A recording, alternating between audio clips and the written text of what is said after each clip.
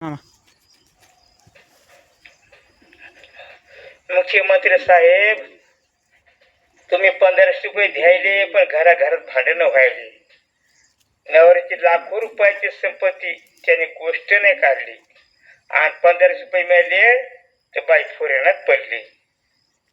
पहिल्यांदाच पगार झाला, मन झाता एक तेच बाई म्हणे याच्यावर नाही कोणाचा हक्क.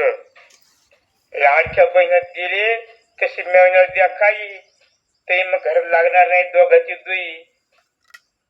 बायको म्हणे नवऱ्याला गपचीप राहायचं, माझे 1500 येतात दिलं तसं खायचं. नवरा म्हणे देवा असं कसं झालं. रामदास म्हणे कधी उगालं. सांगा 1500 रुपयात बाजार होतो का काही. पण तितक्यानं नवऱ्याला बोलू देना बाई. लाख रुपये पगार किती ग बाई. पण लक्षात ठेवा मोठ्या नदीचे पाणी स्थिर चालत राहील. रामदास म्हणे कष्ट करा जिद्दी, संसारात कमी काही पडणार नाही कधी. रामकृष्ण हरी माऊली, रामकृष्ण हरी.